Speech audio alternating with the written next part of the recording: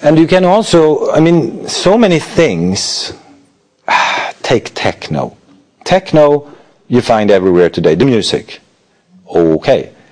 But for those who wanted to see, just wanted to see and listen, Kraftwerk of Germany was active 40 years ago around a person called Karl-Heinz Stockhausen, and they created what we today would call techno music. 40 years ago, it was a movement. They had their own publications, their own concerts, it was there. And then it started to grow. And of course, if you see this a little bit before the crowd, it opens up enormous possibilities to commercialize this.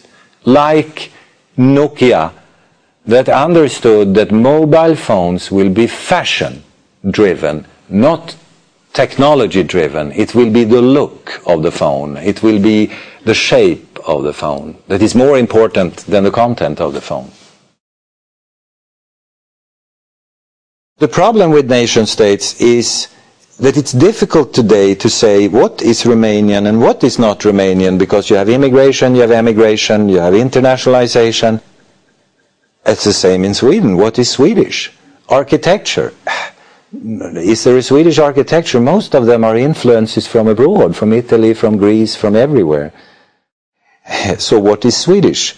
So the nation state is not such a powerful thing anymore. Tribes of people seems to become the thing in our, or communities as it's sometimes called, become more important probably.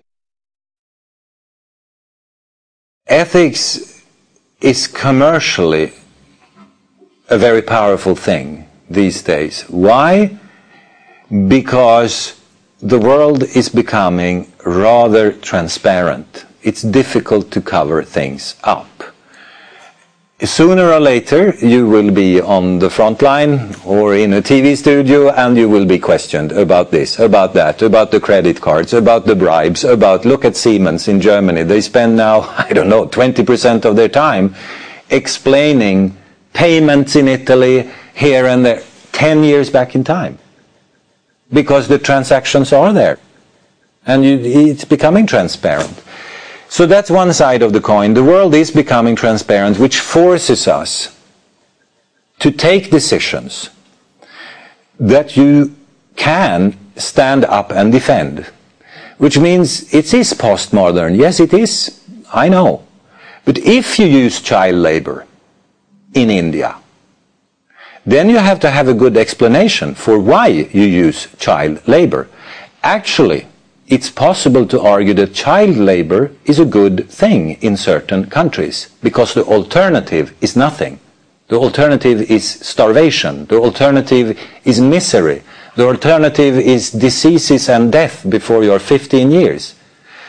So the alternative to work for the child and get a little bit of money and a little bit of training is maybe a much better alternative. But then you have to be prepared to explain that to CNN, live, on camera. So you better know what you are doing.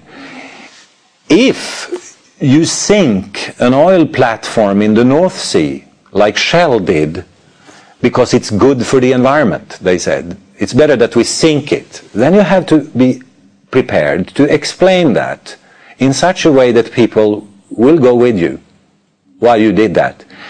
So my recommendation here to politicians, to leaders, is basically, you can take many decisions, and please do. And you might use child labor, please do. But then you have to be able to explain it to CNN live on camera. If you can do that, then go for it. And maybe your idea is better than any other's idea, but be prepared to explain it and defend it. And be also prepared to be judged on what you do, because you will.